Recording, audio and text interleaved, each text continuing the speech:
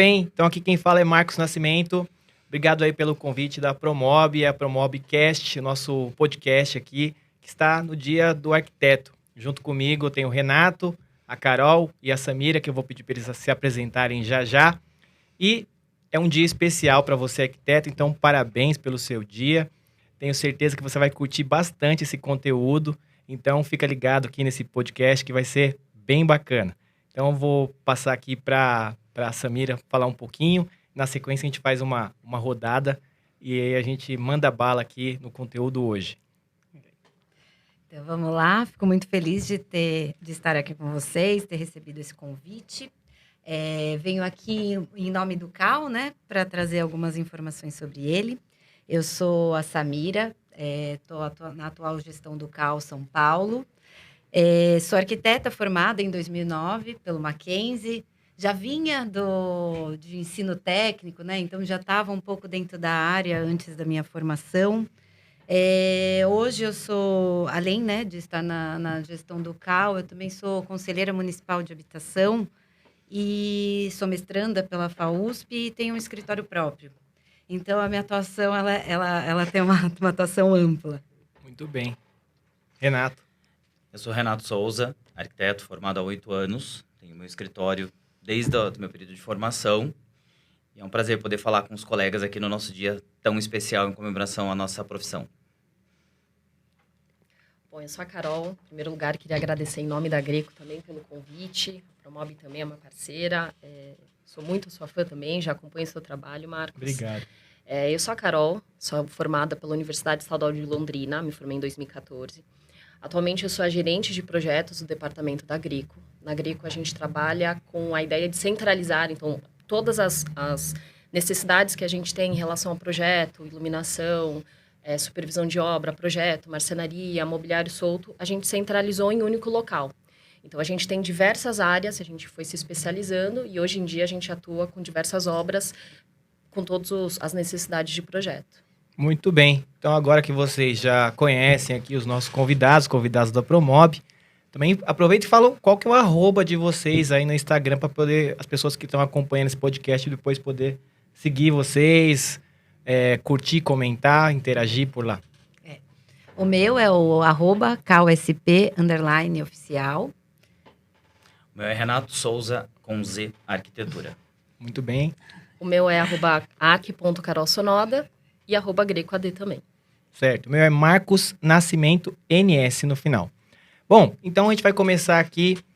Seguinte, a gente tem de modo geral, né, dentro hoje, eu tenho uma agência de marketing que trabalha para o setor já há alguns anos, e a gente tem uma questão que é o seguinte, hoje vocês não veem, por exemplo, acredito que vocês não devem ter feito isso ainda, espero que não, ninguém arrancou um dente em casa com um canal, foi lá e arrancou o dente, ninguém fez isso.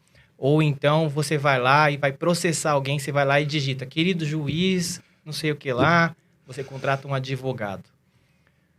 No setor da arquitetura, a gente tem muita gente que resolve fazer por conta própria as coisas.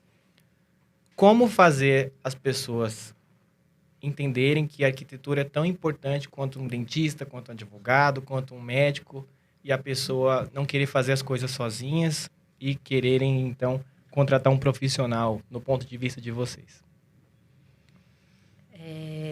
Eu acho que a arquitetura ela tem ainda uma imagem muito elitista, né? De que arquiteto, ele faz projeto de casa de classe média alta, né? Até em geral. Até vindo para cá, eu vi uma pesquisa recente, saiu ontem da Quinto Andar, sobre quem contrata arquiteto. E o último dado que a gente tinha era de 15% das pessoas construíam com arquitetos. E nessa pesquisa recente, deu que 19,5% das pessoas contratam arquiteto para suas obras, para suas construções.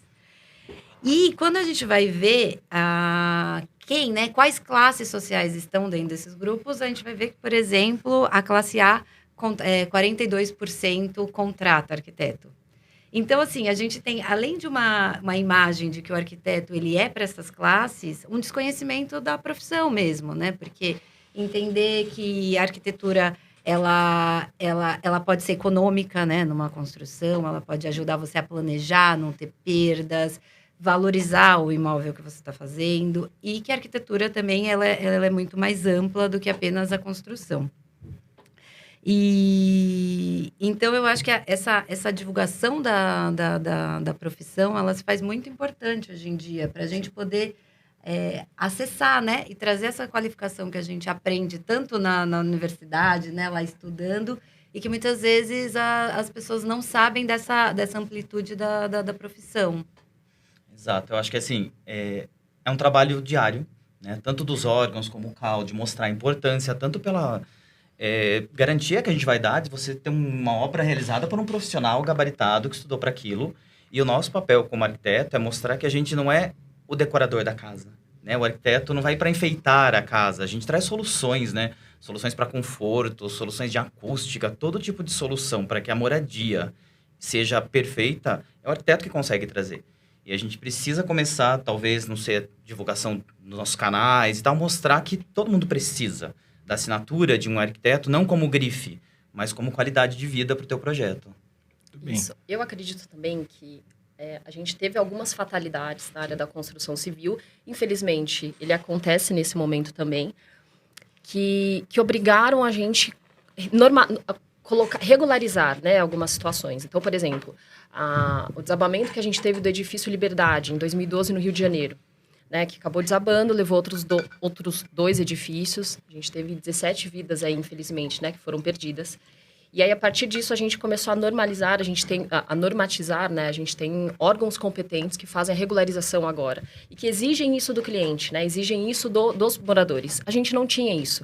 Então, acho que isso é importantíssimo também, a partir do momento que o cliente entende que se ele vai trocar o piso ou ele vai fazer qualquer tipo de reparo, qualquer tipo de alteração no apartamento, ele precisa de alguém competente, que assegure que a gente não vai danificar nenhuma estrutura, que entenda que autoconstrução é um perigo não só para o individual, mas para o coletivo, né? A gente está falando do prédio como um todo, né? Não só de uma unidade. E eu acho também que, com o advento das redes sociais, a nossa profissão, ela conseguiu se disseminar. Eu acho que foi muito positivo isso. A gente tem os programas televisivos, a gente tem redes sociais, que as pessoas olham isso, então elas têm referência no Pinterest, no Instagram, olham isso no programa e elas querem isso na casa delas. Então, acho que a gente conseguiu popularizar de uma forma muito positiva. Muito bem. Bom, e para você que está ouvindo esse podcast ou assistindo esse podcast, a Promob tem também para você uma surpresa. A gente vai sortear 2 kits aí para quem interagir. Então, se você está assistindo ou então ouvindo, vai lá no bate-papo, coloca seu e-mail, diz o que você está achando desse podcast aqui inicialmente. Vai lá, interage, que vai rolar um sorteio desses kits aí no final desta apresentação. Em caso de dúvida, você também pode mandar suas dúvidas por e-mail, que vão ser respondidas depois. Bom, já que vocês responderam isso, eu vou trazer uma outra pergunta, então. A gente tem, como a Samira comentou agora, a questão dos dados aí da classe A está um pouco mais contratando arquiteto e as outras classes diminuindo cada vez mais o interesse em contratar, até por questões financeiras. E aí a gente vê que a arquitetura tem o lado elitista, né? A questão da elite contratando a arquitetura, e tem também um outro lado de envolvimento das pessoas, de falar que a arquitetura é para todos, que todo mundo tem que ter arquitetura. Arquitetura para todos ou a arquitetura é o luxo dentro do setor? E agora? Putz, agora quebrou. Quem vai começar? Eu acho que não tem certo. Eu acho que as duas coisas são reais, né? Todo mundo precisa de arquitetura, sim, por mais simples que seja o seu projeto, até pelas questões que a Carol falou, de segurança mesmo para a realização do seu projeto. Então, a arquitetura tem que ser para todo mundo. Né? Isso falando em casas, em individual. E depois tem toda a parte da cidade, de urbanismo. Então, precisa, sim, que seja para todo mundo. Mas não tem como negar que existe o lado do luxo. Né? As pessoas que contratam um arquiteto, principalmente da classe A, que, como a Samira colocou aqui, que já são pessoas que já estão mais acostumadas com esse tipo de contratação, elas esperam. Elas esperam que o arquiteto tenha conhecimento da área de luxo, do mercado de luxo, para trazer aquilo para dentro da casa dela. Então, na minha opinião, as duas coisas são corretas. Eu concordo, mas eu vejo uma crescente da gente, principalmente com as redes sociais, né? E a gente tem vários programas também na televisão aberta, fechada, que trazem essa temática da decoração, Sim. de você... E tudo bem que a gente tem um conceito de uma reforma em uma semana, né? Coisa que a gente sabe que não funciona. Não. Mas eu acho interessante isso, porque as pessoas, elas, na casa delas, elas assistem esses programas, elas olham, por exemplo, Pinterest, elas abrem o Instagram, e principalmente agora, né, que a gente está no momento de pandemia, que as pessoas ficam em casa direto, elas são obrigadas a olharem os espaços, a conviver, de repente, com aquela cadeira que não era confortável, com aquele ambiente que ela não tinha de home office. E ela olha essas imagens como referência, e aí a gente tem lojas populares, assim, lojas de fácil acesso, né? Que ela, por exemplo, ela olha, de repente, no Instagram um estilo escandinavo, ela gostou muito desse estilo, ela vai nessa loja, ela é direcionada e ela tem valores, de repente, ali a gente tem preços que ela consegue encaixar dentro do fluxo dela. Então, acho que é interessante porque a gente conseguiu trazer um pouquinho da arquitetura, que eu concordo, que era elitista, para a casa das pessoas. Então, acho que a gente está num momento muito importante também. E eu acho que sempre é importante entender também, né? Assim, onde que os arquitetos estão atuando hoje, né? Dentro até do CAU, a gente está muito com essa pergunta, a gente está até organizando uma pesquisa mais ampla para entender onde as pessoas estão atuando, porque também muito se pensa no arquiteto de escritório. E aí, por exemplo, a gente tem muitos arquitetos trabalhando no poder público, por exemplo, né? Também, esses também estão fazendo uma arquitetura para todos, né? Sim. Eles também estão ampliando esse rol de atuação dos arquitetos, tem os acadêmicos. Então, assim, a arquitetura ela é realmente muito ampla, né? Entender isso e valorizar, né, também essas outras áreas é muito importante. Dentro do CAU, a gente tem um programa, né, que a gente tem né, a gente existe hoje, né, no Brasil uma lei de assistência técnica, que é o oferecimento do trabalho do arquiteto à população em geral. E a gente faz um edital, né, que chama o edital de ATIS, né, um edital de fomento, para ações ligadas a população, a movimento de moradia, a população de baixa renda. Então, que escritórios, associações que têm, né, projetos podem trazer e o CAU fomenta, né? O CAU financia essa ação. Então, esses também chegaram em outras classes que, muito possivelmente, são pessoas que, mesmo com uma popularização da arquitetura, vai ser muito difícil. A gente está falando de pessoas que, muito possivelmente, não tem como comprar aquela casa. Então, assim, a gente está num setor mais baixo da população mesmo.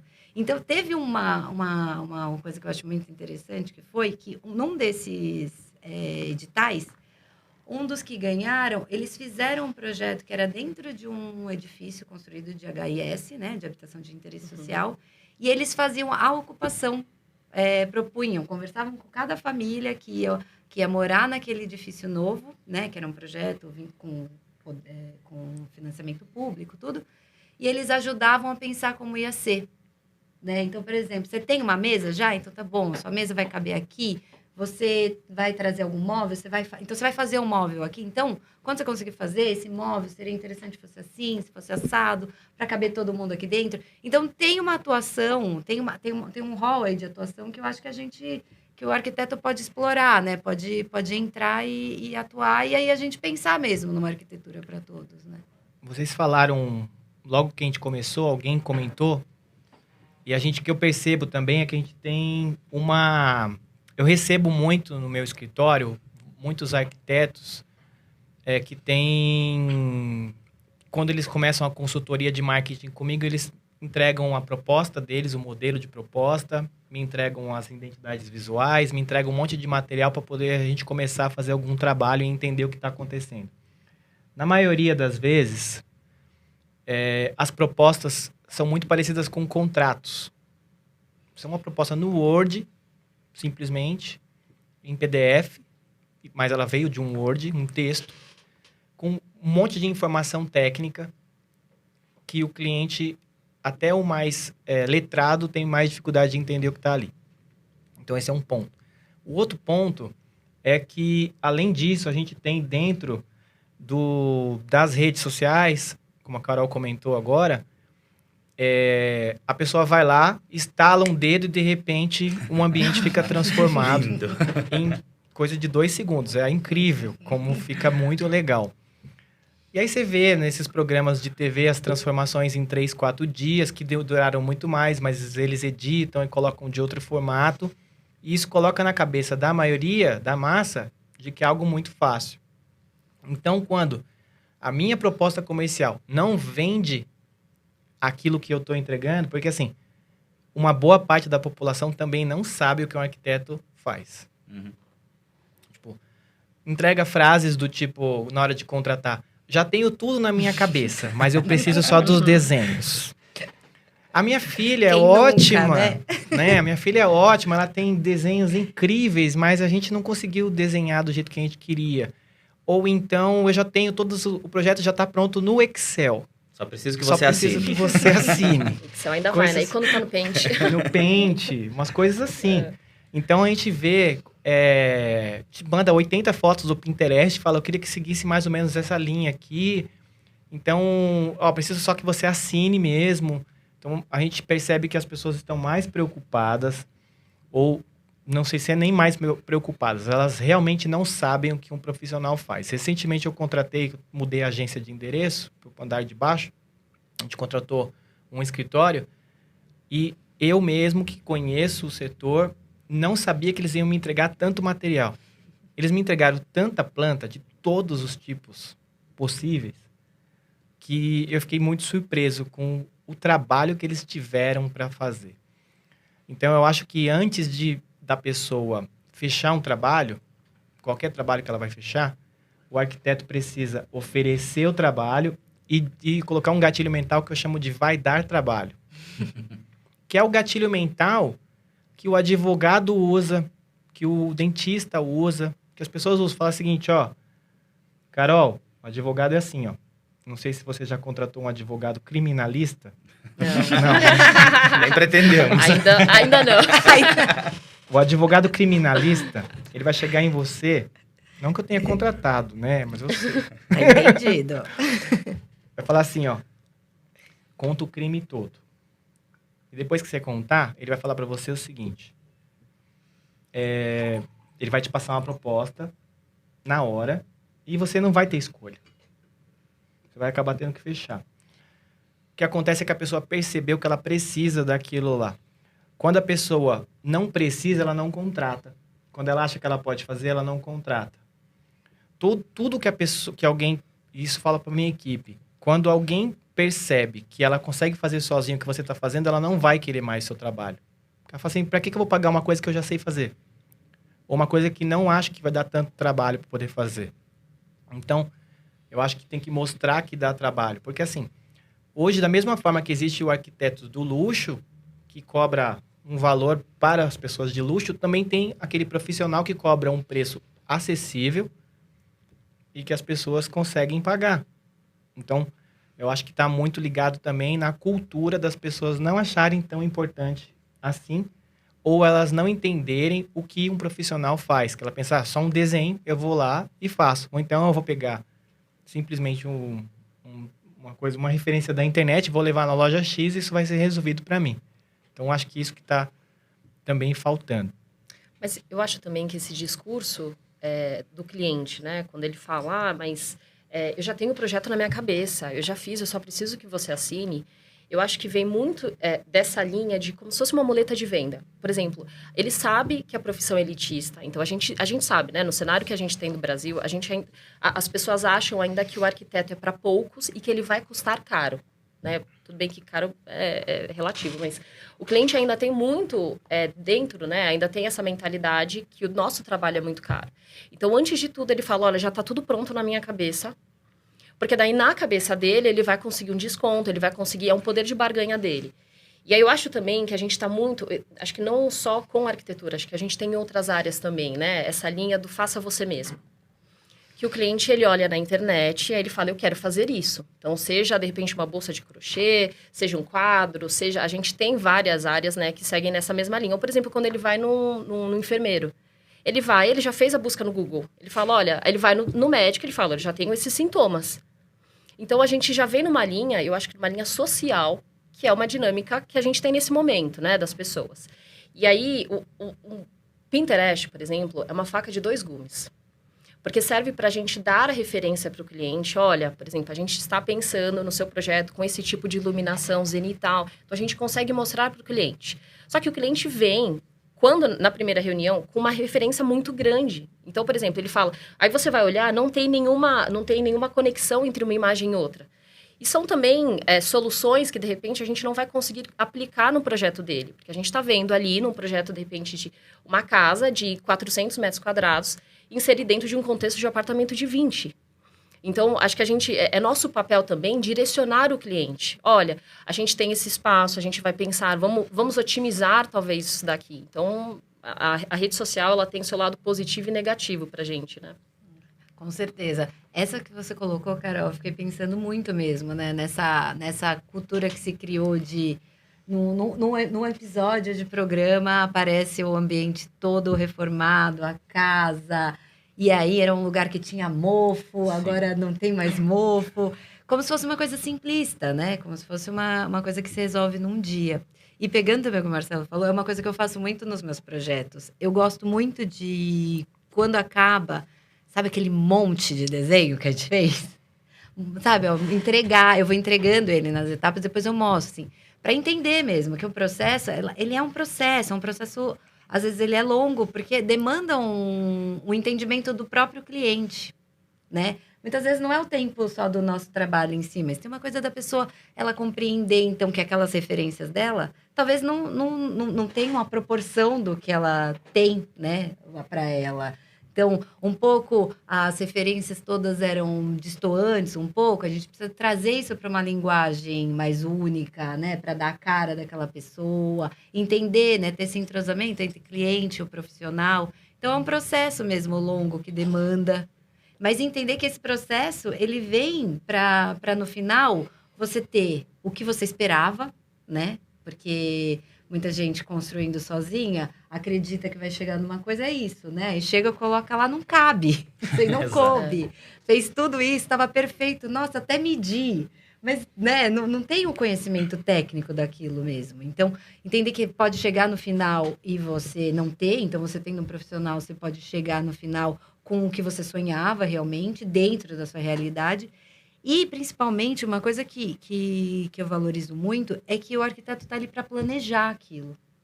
E quando você não entende de um processo, né, de projeto, de obra, dificilmente você vai ponderar todos os pontos. Então, é o que a gente conhece de monte, que é obras inacabadas, né? O pessoal começa com o pique total, se planeja para gastar um valor e chega lá na frente, esse valor não deu. Então, também entender que é isso, o arquiteto está ali também para pôr na realidade. Olha, para chegar nisso que você quer, a gente vai gastar tanto. Você não tem? Então, então vamos replanejar. Então, isso aqui está fora. Então, acho que tem todo esse processo que muita gente não tem a cultura de pensar o arquiteto dessa forma. Se pensa muito como arquiteto, a pessoa que vai fazer você gastar mais. Porque o arquiteto é elitista e tal. Então, essa mudança de cultura, de pensamento é muito importante, né? A gente entender os benefícios que esse projeto com o arquiteto, esse acompanhamento de obra com o arquiteto pode trazer, né? Mas eu não sei se a rede social... Perdão, Carol. Não sei se a rede social também que trouxe isso, o imediatismo, né? O cliente entra no escritório hoje, semana que vem eu consigo ver o projeto. Geração miojo. É? Isso, Exatamente. 3 minutinhos. E assim, a gente não tá crucificando o cliente. Eu sou assim, né? O dia que você decidiu que você quer um negócio, você liga, você já quer a resposta, você quer orçamento, você quer fechar. E o cliente acontece muito isso, a gente percebe lá no escritório. Ele fechou e aí... Tem vezes que a gente precisa fazer uma ligação pro cliente e falar, olha, é o projeto da tua vida, o projeto tem um sonho. Então, assim, não queira antecipar as coisas. Tem momentos, eu vou te apresentar um monte de projetos, você vai levar pra casa, você vai estudar, você vai brincar de casinha, ali, se entender ali dentro. Tentar ser bem didático pra ele falar, é verdade, eu não posso ter pressa nesse momento. Aí, às vezes, ele até se controla nesse momento. Aí chega o executivo, que é super complicado de fazer, e ele não entende todo aquele processo. E aí, ele quer começar a obra. Então, assim, esse imediatismo, eu acho que prejudica muito a nossa profissão hoje. Então, a gente precisa, além de mostrar toda a nossa capacidade técnica, a gente precisa explicar muito bem essas etapas para o cliente entender que aquilo tem prazos para acontecer, né? Sim, e a reunião de briefing eu acho assim de extrema importância. Para mim é a reunião mais importante, porque a gente consegue alinhar as expectativas, alinhar a expectativa do cliente e alinhar a nossa expectativa também, porque daí a gente consegue conversar sobre budget, ordens de grandeza. Na primeira reunião que a gente faz, todos os arquitetos, eles sempre apresentam tudo. Por exemplo, a gente pega uma obra e eu mostro passo a passo para o cliente.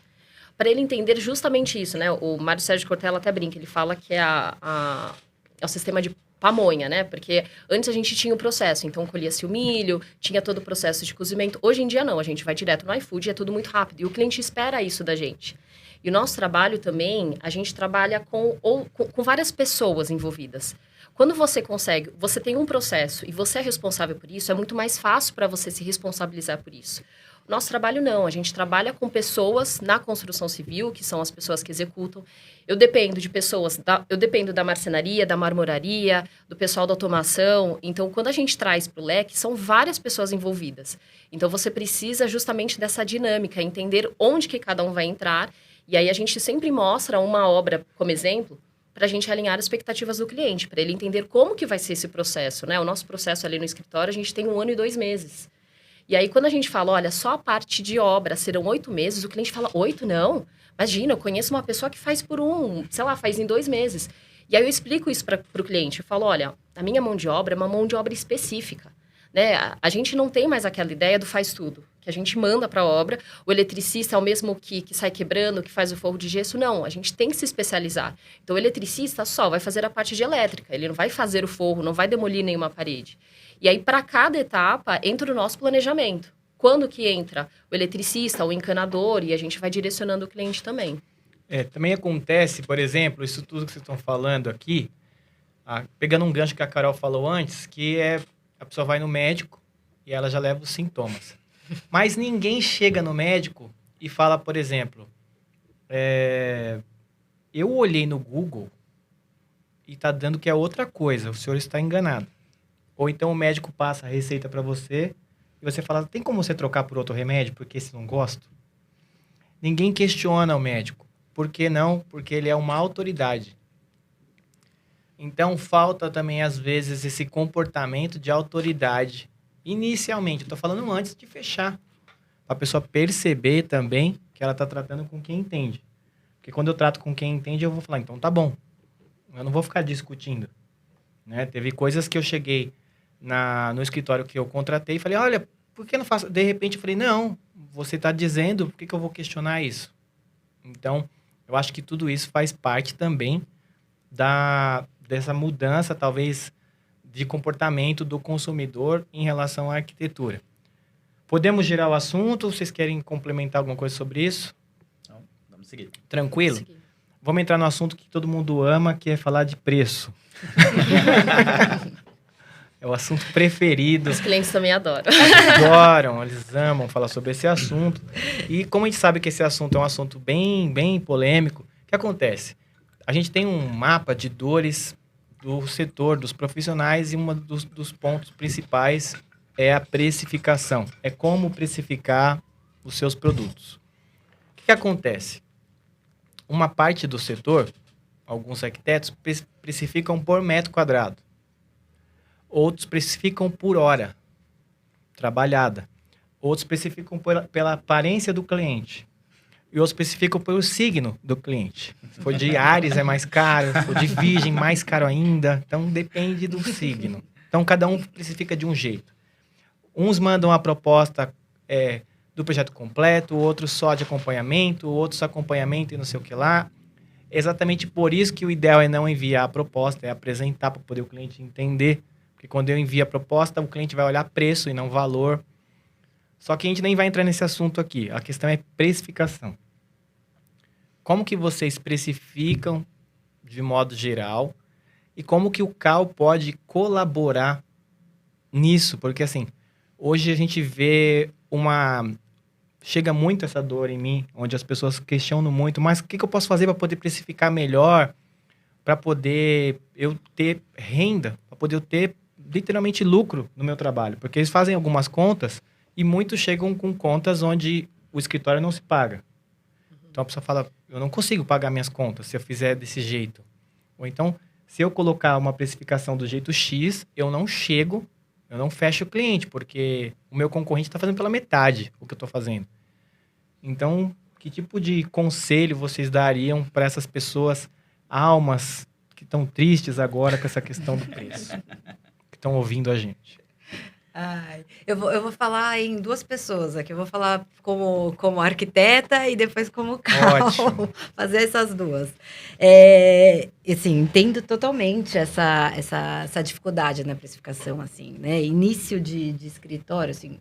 Hoje já estou um pouquinho mais encaminhada, né, nessa questão, mas início de escritório você tem aquele medo, né? Sim, você não pode jogar o preço lá no alto, porque você está começando, tem toda uma insegurança.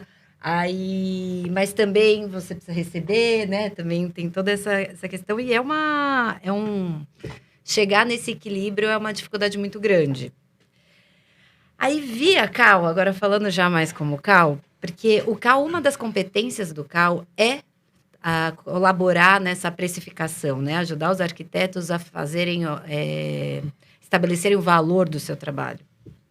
E em 2016 foi criada a tabela de honorários do Cal, e que essa tabela de honorários virou uma calculadora. Então, se você entra lá hoje para fazer, porque isso tem vários métodos, né, para você poder precificar. E lá ele te dá um pouco essas opções. Então, ele vai colocar lá. Primeiro você estrutura o que é o projeto. Então, você vai colocar metragem, você vai colocar, o tipo de projeto que você está fazendo. Então, ele vai dar uma cara do projeto. Mas é muito diferente quando você está fazendo um projeto, o mesmo projeto, numa estrutura grande, numa estrutura pequena. Então, ele dá essa possibilidade de você customizar isso de acordo com a sua realidade.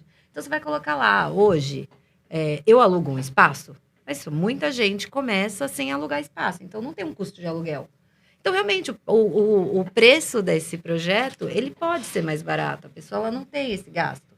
Ela tem uma equipe, como que é a equipe? Então, essas customizações podem ajudar as pessoas a, em cada nível, momento da profissão que está, colocar de acordo com o que está precisando. Então, ele dá diretrizes e você pode ir customizando. Eu acho que é um caminho interessante, assim, para se conseguir. Porque é muito difícil falar um padrão, né? Eu vou cobrar por metro quadrado?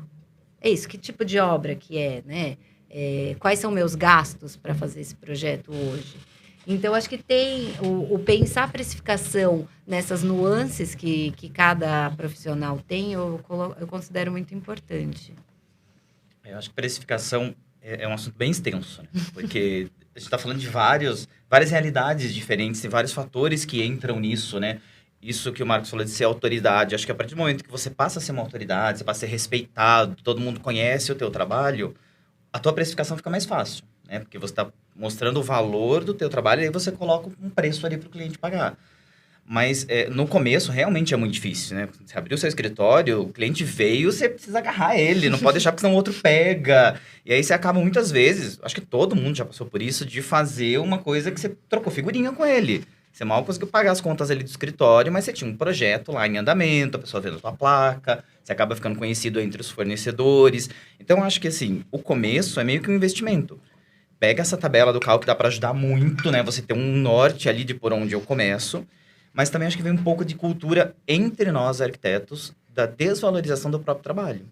Aquilo de você saber que seus colegas estão cobrando X. Todo mundo está cobrando X e vou ter mais projeto. Vou fazer meio X. Vou ganhar nada, mas eu vou fazer meio X para pegar o dos colegas e eu ter números. Então, isso não é positivo para quem está fazendo e vira negativo para todo o entorno. Porque aquele lá é barato, ele compensa, ele promete um monte de coisa igual você, mas ele vai fazer pela metade do preço. Então, a cultura é tanto do cliente aprender a valorizar, né, o profissional, e os profissionais se valorizarem, né? Você, olha, eu estou começando ainda, mas eu sei da qualidade do meu trabalho, então eu tenho as minhas despesas, eu tenho toda essa estrutura que você está vendo, por menor que seja o escritório, tem custos, então eu preciso repassar isso para você. Então, acho que essa precificação começa mais com a gente, para o cliente entender. Isso, eu acho que a precificação, ela está muito, né, a gente tem uma diferença entre preço e valor. E no início, a gente não consegue, né? A gente ainda não sabe o nosso valor, de fato. Então, leva-se um tempo até a gente começar a engatar de fato, né? Eu acho que a tabela do Cal é essencial, é de extrema importância, mas eu acho que tem um lado também de bom senso, né? A gente não pode usar, principalmente início de carreira, você usa aquilo, porque a nossa profissão, ela é muito humana. Então, ela não é exata. Por exemplo, você tem uma doença, você vai tomar esse remédio. Então, você tem esse problema, você tem uma gama enorme de soluções. Então, é entender também em que momento que o cliente está, onde a região. Então, você não pode simplesmente aplicar por metro quadrado, enfim, e você tentar induzir isso ao cliente, né? E eu acredito também que a precificação é uma linha muito tênue entre você mostrar o seu valor para o cliente e você cobrar um preço justo, porque a gente está no mercado muito competitivo, né? Em todos os anos, quantas faculdades formam vários arquitetos? Então, a gente tem essa linha muito tênue. Sim. E aí, conforme a gente vai pegando bagagem, a gente vai pegando experiências também, a gente vai percebendo que tem projetos que não valem a pena. Que é o que você comentou, né? A gente, de repente, cobra um valor menor, só que o prejuízo é tão grande que não vale a pena. Então, existem projetos, eu acho que no início da profissão é muito importante a gente saber falar não. Porque a gente conseguir, a gente dar a negativa em determinados projetos é muito benéfico para a gente também. Então, acho que a experiência vai auxiliando a gente conforme vai passando o tempo, né? Então, é mais ou menos por essa linha. Eu acho que tem esses pontos todos que tem a ver. Existe uma questão que a Carol também falou agora, que é a questão do valor versus preço, né? Da pessoa entender o valor. Então, para isso que eu tenho que especialmente apresentar as minhas propostas. Se eu pego uma proposta de preço e envio para o cliente, pelo WhatsApp, por e-mail, eu vou assistir aquele filme O Misterioso Caso do Cliente que Sumiu Após o Orçamento. Vocês já assistiram esse? Esse filme é maravilhoso. A gente assiste todo dia. E aí a gente acaba não conseguindo, então, fechar cliente. Depois a gente questiona, por que eu não estou fechando? Porque você não está apresentando. E quando eu ouço algumas coisas, eu não vou apresentar porque demora muito, eu perco muito tempo e tal. Mas peraí, você vive disso. E acho que o preço está ligado não só na apresentação de valor, mas também na parte de gestão, que eu vejo que é uma confusão. Recentemente eu fiz uma pesquisa levantando todos os escritórios atendidos, especialmente nos últimos 2 anos. Boa parte, 6 a cada 10 escritórios, não tem uma planilha de custo do próprio escritório.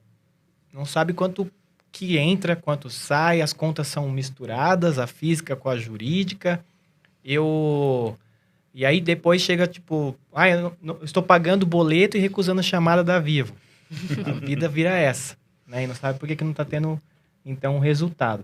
Que tipo de dica vocês acham que é possível fazer para a pessoa se organizar, então, um pouco melhor, ter uma gestão equilibrada, uma vida mais equilibrada, né? E entender que ela não está só trabalhando, pagando boleto, ela pode ter lucro. Tem alguma dica que vocês podem dar? Bom, acho que a primeira questão aí é você entender o seu custo geral, né? O que você tem em relação ao pagamento de estagiários, aluguel, luz, internet, você entender o custo do departamento, né? Então, por exemplo, na Greco a gente tem vários departamentos. Eu fiz o custo só do meu departamento, porque eu preciso entender aonde que tem... Quando a gente vende uma obra, né? Um projeto, o que eu tenho de projeto, o que eu tenho de 3D, o que eu tenho de taxas, né? O que eu tenho... Então, acho que essa é a primeira, a parte mais importante.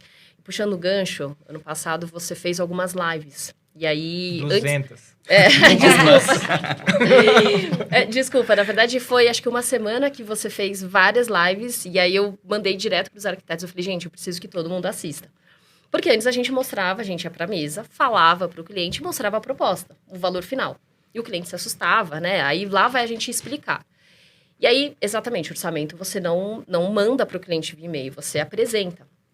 E aí a gente começou, antes de mostrar o valor, antes de mostrar, na verdade, o preço, a gente mostrava o nosso valor. Então, a gente fez uma apresentação com todas as obras entregues, boa parte, né, das obras entregues, com o projeto executivo, como que era o processo, as pessoas montando a parte da marcenaria, executando. Então, assim, a gente mostrou, e aí quando chega no final, a gente mostra o valor. Para que o cliente entenda que aquele preço, ele tem toda uma estrutura por trás. Então, eu acho que, principalmente para quem está no início, é legal você mostrar isso para o cliente, você conseguir reforçar o seu valor, né? Teve até uma experiência que eu tive, não foi um advogado criminal, mas foi um outro advogado.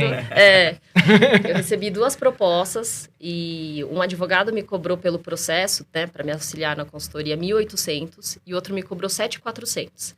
Quando vi essas 2 propostas tão discrepantes, eu falei, peraí, deixa eu entender o de cada um, o que está dentro desse contexto, né, dentro dessa proposta.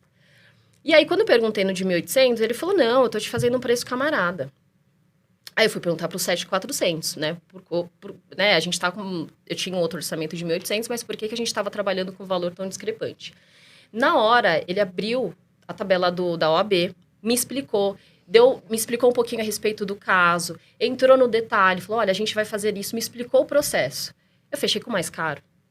Porque, com certeza, eu senti uma garantia muito maior do que no barato. Então, eu acho que isso a gente pode trazer um pouquinho para a nossa profissão também. Não é reduzir, não é diminuir o valor. Você não vai ganhar o cliente assim, dando 50% de desconto. Eu acho que é justamente isso, é provar o seu valor e bancar isso, e mostrar isso para o cliente. Falando de gestão, é uma coisa que a gente não aprende. Infelizmente, não aprende na faculdade. Né? Não se ensina isso. Né? E a gente, como arquiteto, eu acho que a gente pode se denominar como artista. E artista não é bom com números, com cálculos, com coisas perfeitas, assim, de tabelas, planilhas de economia. Eu não sou. Eu não gosto. Se eu depender de pagar boleto, eu vou pagar em atraso, porque eu vou esquecer. Então, assim, acho que é muito importante ter essa gestão dentro do escritório. Estamos falando de um escritório grande, você vai ter um departamento para cuidar disso? Ótimo. Mas o escritório é pequeno, pede ajuda. Né? Existem consultorias hoje com preços bem bacanas para te ajudar a entender.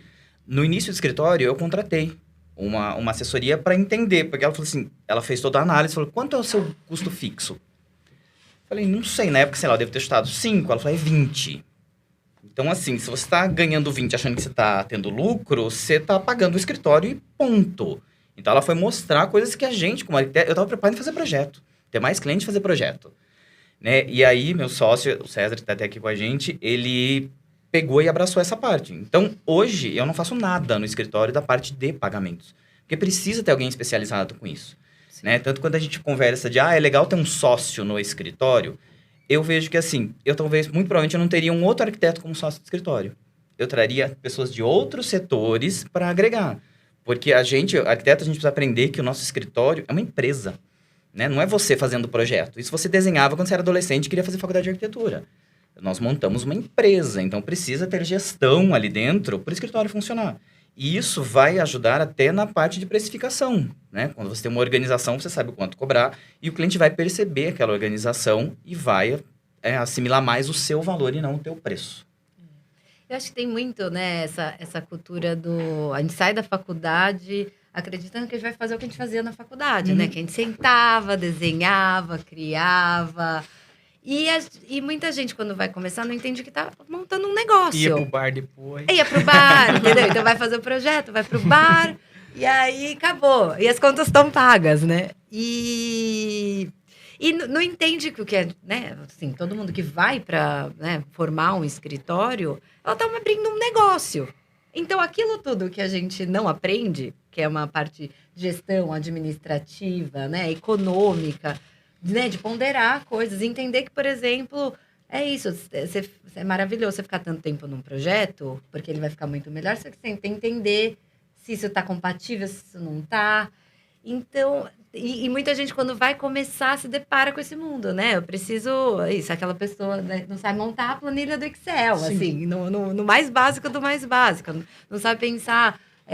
que o que ela ganha não é salário direto para ela, porque tem muito isso, essa confusão até que você colocou, né? É pessoa física, é pessoa jurídica, quando vê é uma única conta, aí entra pagamento de projeto, já sai o pagamento da Vivo, sabe? É tudo numa mesma coisa. Mas é isso, porque a gente não aprende isso, né? E a gente muita gente vai montar escritório muito imatura, até porque quando vai trabalhar, muitas vezes, trabalhando em escritório dos outros, a parte administrativa é cuidada pela outra pessoa, sim, muito possivelmente pelo dono, né, do escritório ou por algum administrativo. Então, em geral, a gente trabalha com a parte mesmo ali, do desenho.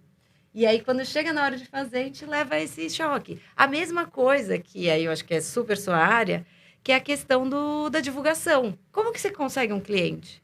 Você também não aprendeu a ganhar cliente, né? Você aprendeu a fazer, né? Você foi contratado, alguém administrou as coisas para você desenhar. É isso que arquiteto costuma, né, aprender, tá dentro das habilidades. E aí, né? Como que você faz a gestão disso? Como você vai atrás, capta cliente? Então, é tudo uma área que a gente... que eu sinto já uma mudança muito grande nos meus anos de formação, que o arquiteto começou a entrar. O arquiteto começou a entender que precisa entender de gestão, tanto que começou... Hoje, assim, tem muita consultoria, né, sobre gestão ligada à arquitetura, que antes eu via pouco, ficava só ali uma planilhinha de Excel, hoje já tem uma coisa mais. O marketing para arquitetos também, porque é isso, se entendeu que a gente está num negócio, né? Ali o escritório, ele é uma empresa.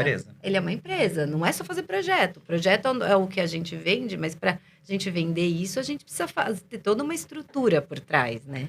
Você falou, vou falar uma coisa polêmica aqui, que é o seguinte, às vezes a gente tem, vocês comentaram que tem uma pessoa de gestão que pode fazer isso, tem uma pessoa de marketing que pode fazer isso, e muitas vezes o arquiteto quer abraçar tudo, ele quer fazer tudo. Aí faz a síndrome do pato, que ele faz tudo, mas não faz nada. Sim. E aí ele cai o que ele acaba questionando também, porque assim, se ele está fazendo marketing sozinho, ele está fazendo a mesma coisa que aquele cliente que faz a obra sozinho. Só que ele não percebeu. Então, ele abrir para poder entender o seguinte, ele é um especialista em projeto. Então, se ele, às vezes, contrata alguém, que seja um freela para poder fazer as coisas para ele, e ele entende que ele é uma empresa, aí ele vai para o caminho certo. Bom, vamos correr por aqui.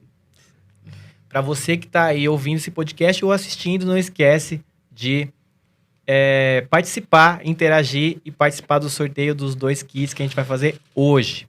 Bom, vamos tocar aqui. A parte de tecnologia, a gente percebe também que algumas pessoas ainda estão não inseridas nesse setor, na parte de tecnologia, de avanço, de modernidade, né? Especialmente aqueles escritórios que têm mais tempo de mercado, ainda estão presas às tecnologias antigas ou até fazendo coisas de forma manual ainda. Como que vocês veem esse avanço da tecnologia dentro do setor e como que ele pode colaborar ou não colaborar para o setor? Quem pode começar com essa...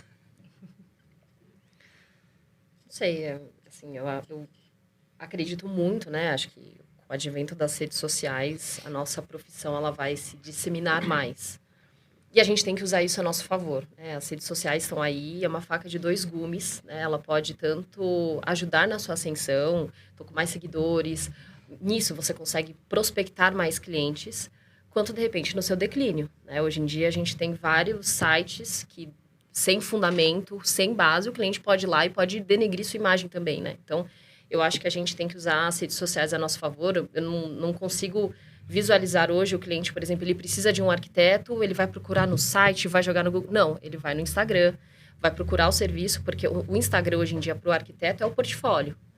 Principalmente para quem está começando a carreira agora, né? Quem começou agora, você consegue divulgar vários trabalhos, não necessariamente que você fez essa obra, mas você de repente renderizou a imagem, você renderizou um projeto, você consegue abastecer, né, a sua rede social com muito material.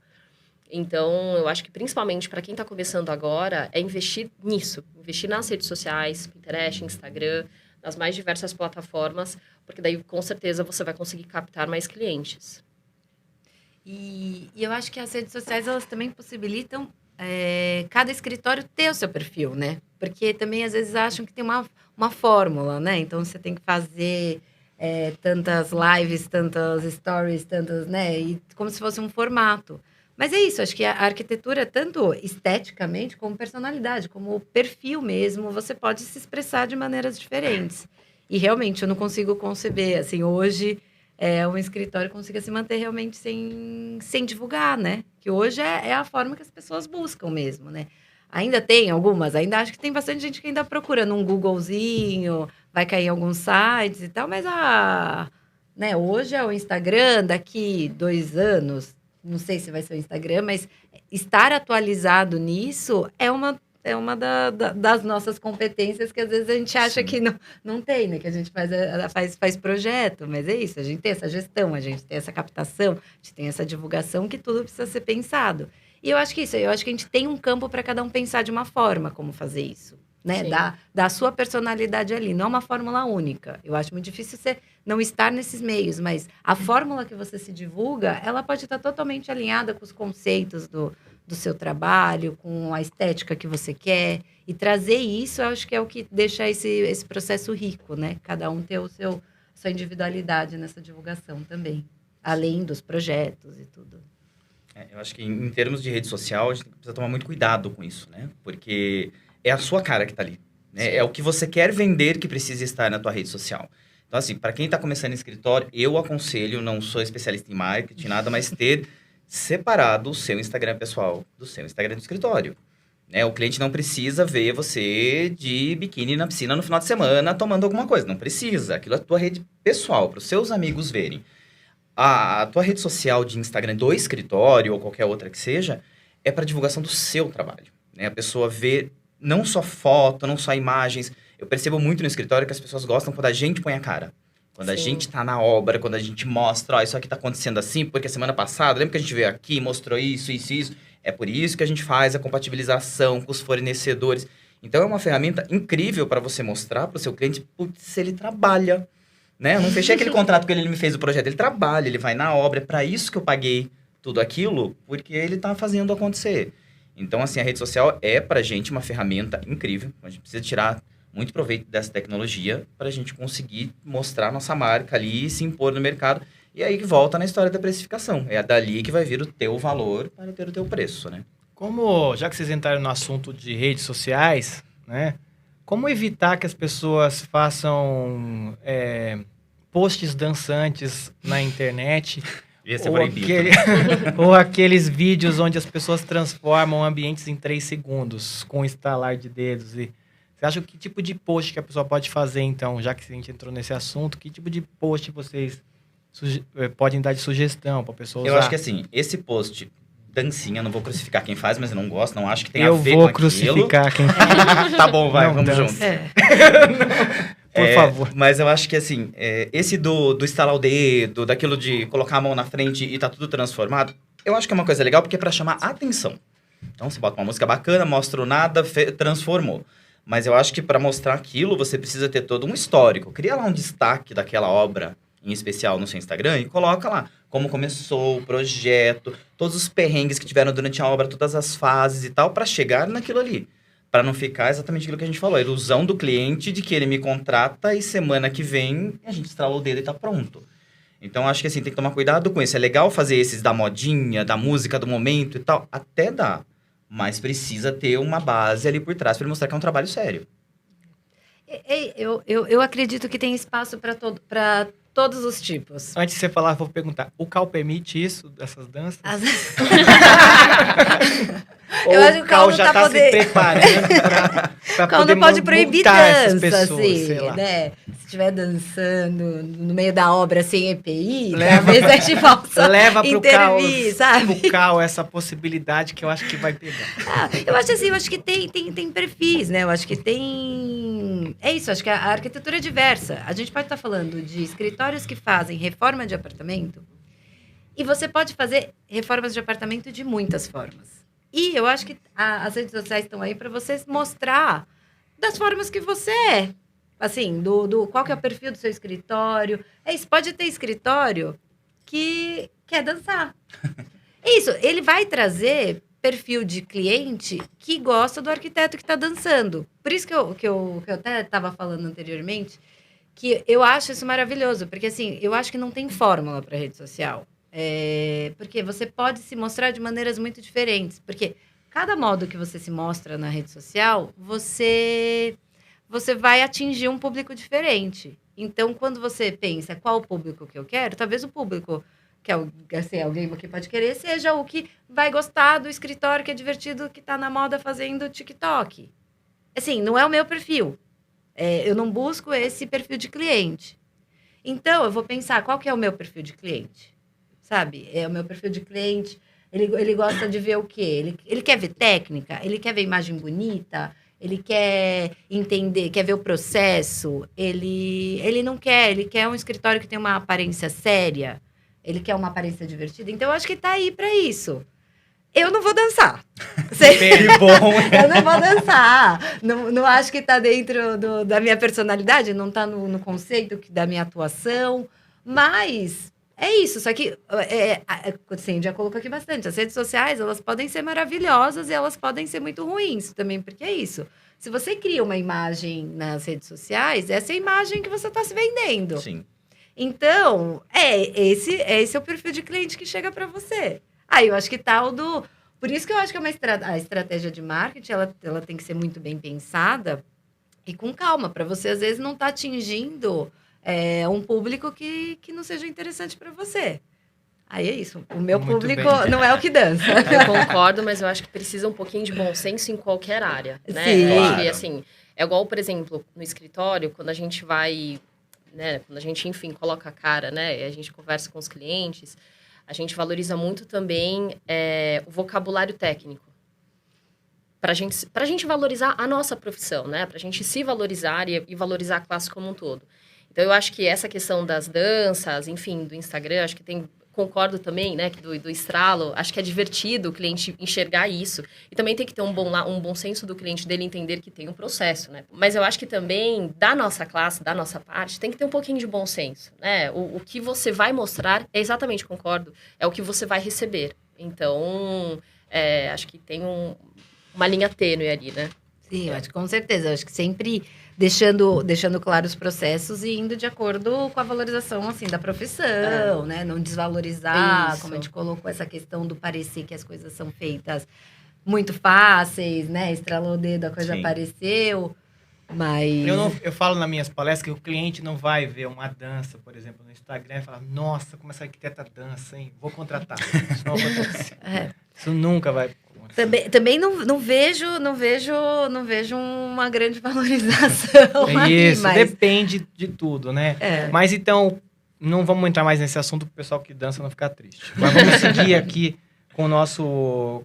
Para chegar quase na reta final, aí espero que você esteja interagindo e gostando desse bate-papo. Imagino que sim, você chegou até aqui. Não deixa de colocar seu e-mail, comentar aí para você participar do sorteio. Bom, recentemente a gente perdeu 2 mestres da arquitetura, Paulo Mendes da Rocha e agora o Rui Otaki. Eu queria saber de vocês que tipo de impacto que eles deixaram de legado para a arquitetura, como a gente pôde perceber, dentro do mercado e de modo geral para o setor, e que tipo de recado legado especialmente os dois deixaram, que vocês acham que pode aprimorar ou deixar ainda mais os escritórios, porque eles colocaram o nível da arquitetura lá em cima, né? E eles não podiam deixar de ser lembrados aqui nesse podcast de hoje. Eu acho que claramente são duas inspirações, né? Eu acho que ver 2 profissionais que atuaram como atuaram, né? Da arquitetura ser a vida, né? De ser uma entrega completa, de um entendimento da profissão, assim, tão amplo, de entender que a construção não está isolada na cidade, né? Os dois tinham muito essa atuação misturando arquitetura, urbanismo, né? De pensar isso tudo junto. E é uma, né? Eu acho que é uma perda enorme que a gente teve esse ano, né? Esse ano foi um ano marcado por muitas mortes, né? Dentro do CAU, a gente, né, acompanha, né, sempre chega as notícias para a gente também divulgar. E foi um ano, assim, que foi muito triste nesse ponto, né? A gente teve perdas muito, muito, muito importantes, assim, no nosso campo. Mas, assim, também eu acho que a gente tem que entender que os dois em especial e né, outros que também vieram a falecer, foram professores, foram pessoas que deixaram um legado, né? Então, hoje, a gente tem muitas sementes que eles criaram, né? Que eles cultivaram lá já atrás, né? Muitos profissionais já formados, outros que ainda se baseiam nisso. Então, eu acho que esse legado que eles deixam é o mais importante agora. Da gente, né, continuar cultivando as ideias que eles construíram e que eles tanto disseminaram. Sim, a gente está falando de 2 ícones, né? Não só no Brasil, né? Com obras fora do país, reconhecimento, prêmios. Então, assim, são 2 profissionais de inspiração para qualquer arquiteto, né? Consegue tirar uma referência de um projeto feito lá em 1960 e trazer para os dias de hoje. Então, acho que, assim, o principal legado que os 2 deixam é que, se fosse uma mensagem, seria que a arquitetura ela precisa ser ousada, ela precisa estar sempre à frente do seu tempo e inserida num contexto geral. né? Dentro da cidade, não ser uma obra isolada, aquilo fazer parte do todo. Eu acho que, assim, ousadia seria a descrição dos dois, né? Tanto com o brutalismo do Paulo Mendes, como com o colorido do Rui Otaki. Eu acho que isso traz inspiração pra gente por muito tempo aí ainda. Isso. Eu acredito que a morte de grandes artistas, ela acaba deixando uma lacuna que a gente não vai preencher, né? São referências. O Paulo Mendes da Rocha, assim, é um dos meus arquitetos favoritos. Ele que norteou a minha faculdade como um todo. Então, li boa parte dos livros. Eu ia nas obras dele. Quando eu entrei a primeira vez no UNB, eu chorei. Então, porque você consegue ver a estrutura de cada estrutura do pórtico, a escolha de cada material. Então, assim, é uma preocupação no projeto como um todo, né? O projeto em si, a preocupação no transeunte e a preocupação na cidade. Qual a diferença que vai fazer esse prédio, esse edifício dentro do contexto? Então, eu acho que são lacunas que a gente não vai preencher, são mestres que, infelizmente, né, deixam esse vazio na gente. Mas, em contrapartida, o legado que eles deixaram, né, tanto na parte dos livros, quanto na parte das obras, é um legado que fica para sempre, né? E a gente está chegando ao final também do ano de 2021, esperando que 2022 seja melhor. E a gente está vivendo aí um momento onde de dúvida, talvez de uma pós-pandemia ou de uma liberação de mais abertura das coisas, onde as pessoas vão poder se encontrar novamente de forma sem culpa, né? Porque até então as pessoas tiravam as fotos de máscara, mas depois tiravam as máscaras e existia aquele clima de não vou a um evento porque eu tô com medo de ir, eu tô com... não sei se o que vai acontecer, mas 2022 promete ser um ano aí, vai ter um ano de eleição, um ano de Copa, ano de um monte de coisa, de centenas de eventos que foram adiados. O que vocês acham? Além de arquitetos, vocês também são empreendedores. O que vocês esperam de 2022? Que tipo de recado que vocês acham que vocês podem dar em relação a isso? A gente vem de um 2021 muito aquecido, né? Assim, a questão das pessoas terem ficado, né, em casa, fizeram elas pensar muito, né, nesse assunto e a gente viu, né? Acho que muita gente notou, né, nos próprios escritórios, esse movimento. Agora a gente tem uma nova fase, assim. Eu acredito que é isso. Assim, o convívio em casa fez, acho que, uma mudança de pensamento nessa relação, que eu acho que ela é uma mudança que fica. Acho que a valorização do espaço, assim, que você tem, entender, ter um lugar que você volta, que você se sente em casa, aquele espaço, ele, eu acho que transformou mesmo o jeito que as pessoas se relacionam com a casa para uma coisa mais permanente. Então, acredito que a gente ainda vai ter uns anos muito bons, assim, né, nessa área da atuação, de poder ajudar nesse contexto. E a gente volta às ruas, né? Então, a gente tem aí, né, um monte de transformação para fazer. Arquiteto tem, né, tem espaço para fazer muita coisa ainda, né? De modificações, de mudanças, de transformações. Eu acho que de tudo a gente precisa tentar tirar coisas boas. Foi um ano horrível, né? De grandes perdas pessoais. Todo mundo perdeu pelo menos alguém próximo, um amigo, que seja. Então, foi um ano muito complicado. Mas falando profissionalmente, para nós arquitetos foi um ano muito bom. Exatamente por isso que você falou. As pessoas foram obrigadas a ficar em casa. Eu acho que assim, a melhor lição que a gente tira tava tudo muito acelerado, né? A pessoa não valorizava a casa porque eu preciso viajar, porque eu preciso comprar, porque eu preciso não sei para onde, voltava de uma viagem para fazer outra. E a pessoa foi obrigada a ficar dentro de casa. E ela voltou para um mundo que é super importante, né? O meu mundo, o meu interior, o meu núcleo ali dentro. E ela passou a valorizar aquilo. Com isso, passou a valorizar a casa. Óbvio que agora com a liberação, flexibilização das coisas, as pessoas vão querer voltar a viajar, voltar para os seus eventos. Mas é como você falou, Samira, não vai voltar aquilo de, a casa é só para dormir. Não vai. Eu acho que isso vai se manter ano que vem, sim. Porque todo mundo entendeu que aquilo sou eu. A minha casa sou eu preciso ter aquilo perfeito, funcionando. Então, acho que a nossa profissão ainda vai ser bem valorizada por um bom tempo aí. Eu sou muito esperançosa no cenário, né? Tanto em termos de vacina, né? Em termos de pandemia, quanto em relação à nossa área, né? Acho que a gente tem um movimento aí que ficou represado. Então, tivemos um momento... A nossa geração nunca foi obrigada a ficar tanto tempo em casa. Então, isso fez a gente rever espaços... de repente até conceitos, né? Poltronas, sofás que não eram tão confortáveis. Agora a gente busca muito mais o conforto em detrimento da estética. Porque a gente vai ficar, a gente não sabe também em que momento, né, se a gente vai ter que voltar a ficar em casa. Então, eu acho que é muito positivo e nesse cenário também que a gente volta a usar a cidade, eu acho que isso é muito importante também, né? Porque o comércio também ficou, né, represado durante o tempo e agora a gente tem outras possibilidades na área comercial, então restaurantes, bares, que a gente vai projetar novos projetos, né, que fogem um pouquinho do residencial. Então, eu acreditei que o cenário é muito positivo. Muito bem. Então, a gente vai chegando ao fim aqui desse podcast. Eu queria agradecer a Promob pelo convite, dizer que eu gostei bastante de bater esse papo com vocês todos aqui hoje. Parabenizar o arquiteto pelo Dia do Arquiteto. Vocês são transformadores aí de muitas coisas, não só das casas, mas também de vidas e também da forma com que as pessoas vivem por toda parte, tá? Então, parabéns pelo dia de vocês. E eu queria, em nome da Promob, agradecer também vocês terem aceitado o convite. Quiserem falar alguma coisa para poder a gente fechar a loja e ir embora.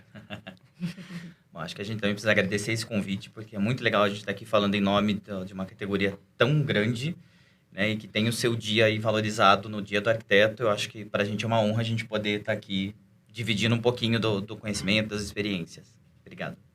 Para mim também é uma honra enorme poder estar aqui falando, né? A gente poder discutir a nossa profissão, que é isso, é uma profissão que eu ainda consigo me apaixonar, assim, né? Às vezes dá aquele momento que desanima, mas assim, vem uma outra semana que você se apaixona, vê o poder de transformação que a arquitetura tem. E poder estar aqui nesse dia para parabenizar todo mundo é uma honra enorme. Obrigada. Obrigada a vocês que estão aqui, obrigada a Promob. Queria agradecer também, em nome da Greco. A Promob é uma parceira da gente e eu fico muito feliz de dividir as ideias, né? A gente conversar, principalmente nesse dia, porque eu acho que é importante a gente ter um dia a ser lembrado, para a gente até pensar na nossa profissão. Acho que isso é muito necessário também. E é uma profissão muito gostosa, que eu amo o que eu faço, assim, atender cliente, você trabalhar com a expectativa, com o sonho do cliente. Então, é muito gostoso. De fato, a gente tem alguns dias ali que a gente fala, gente, será que eu vou sobreviver? Mas é muito gostoso, né? A gente trabalhar com pessoas, assim, é o cerne da nossa profissão, não é? Muito gostoso. Muito bem, então. Agradecer vocês aí que também ouviram esse podcast até aqui, assistiram, não deixaram de interagir para poder também participar do sorteio. Então, é isso. Feliz Dia do Arquiteto. Obrigado, Promob. Tamo junto.